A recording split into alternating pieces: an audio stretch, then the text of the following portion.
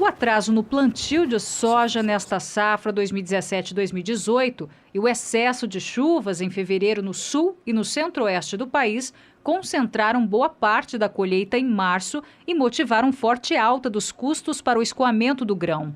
Com o aumento da demanda não acompanhado pela expansão da oferta de caminhões, os fretes rodoviários no mês passado subiram ao maior patamar em 2 anos.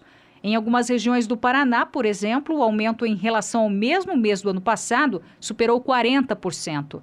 O IME, Instituto Mato Grossense de Economia Agropecuária, calcula que em algumas rotas do estado os preços dos fretes para o transporte de soja superaram a média dos últimos 5 anos.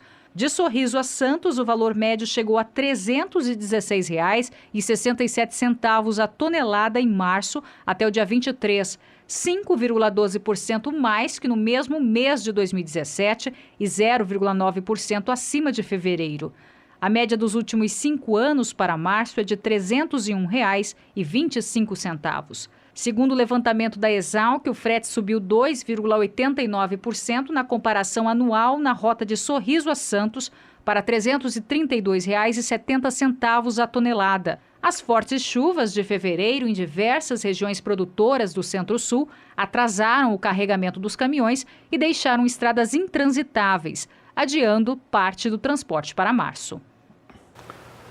Mas vamos falar desses números então, frete, João. Zaidan, por que o frete é caro no Brasil? Primeiro porque você tem uma infraestrutura muito ruim. O Brasil gasta muito pouco manter as suas estradas, manter a ferrovia, manter todo o processo, toda a logística nossa. Ontem nós comentávamos que o déficit da Previdência foi 257 bilhões de reais. 257 bilhões de reais e o Brasil investiu em toda a infraestrutura, estrada, rodovia, ferrovia, tudo, gastou 13. Ou seja, o déficit foi 20 vezes maior do que o que se gastou, se investiu nisso. A hora que você tem uma estrada ruim, como nós mostramos ali, ou ela é intransitável, como aconteceu várias vezes na BR-163, especialmente em direção ao Pará, o que acontece? Há um aumento de custo, a manutenção dos caminhões, a demora, o tempo aumenta. As estradas que são boas no Brasil são estradas concessionadas, são as estradas pedagiadas. Por que o pedágio é caro? Porque o poder público, não contente em extorquir da sociedade 35% do PIB nosso em impostos, ele, na hora que faz as concessões, ele quer receber abono, quer receber uma vantagem financeira na hora de transferir uma obrigação dele para o ente privado. Então, tudo isso aí vai impactar no pedágio. Por que é caro o transporte? Porque o Brasil, nós usamos caminhão para fazer 2.500 quilômetros, 2.200 quilômetros, lá de Sinop até Santos, ou de Lucas do Rio Verde até Paranaguá. E esse caminhão, na maior parte das vezes, não tem carga de retorno.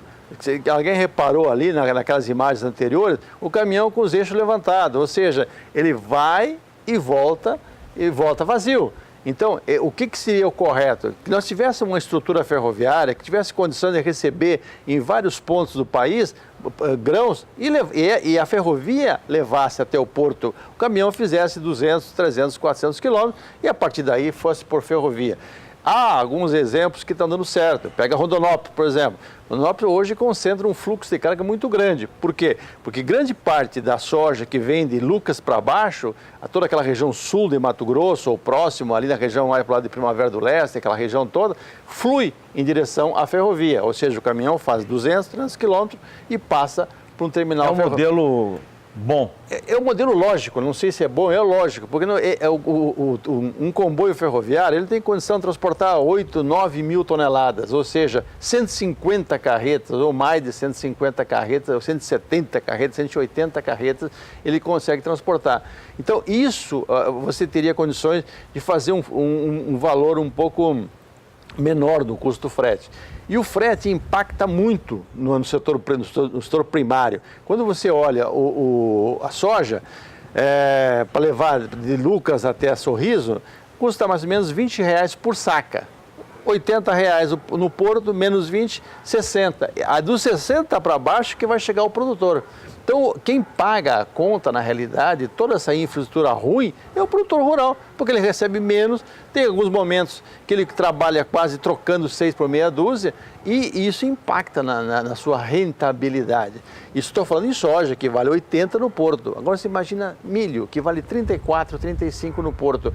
Aí não é 20%, passa a ser 60% o frete. Então inviabiliza a produção. O Brasil tem que acordar que nós precisamos melhorar a infraestrutura e fazer as reformas que tem que ser feitas, porque não adianta o governo enxugar gelo. Tudo que ele arrecada não consegue cobrir nem o déficit da Previdência. Então, nós temos que mudar isso aí. O governo tem que achar caminhos. A BR-163, Sinop a Miritituba, é fundamental. Lá a Miritituba está preparada para exportar 18 milhões de toneladas de grãos. 18 milhões, aqueles terminais hidroviários lá. Aí você tem que ter condições de fluir. Faz 4 anos que você fala que não, ano que vem termina o asfalto. Quem termina o asfalto? Nos últimos 2 anos... Faltam quantos quilômetros? 140. Mas nos últimos 2 anos, asfaltaram 22 quilômetros.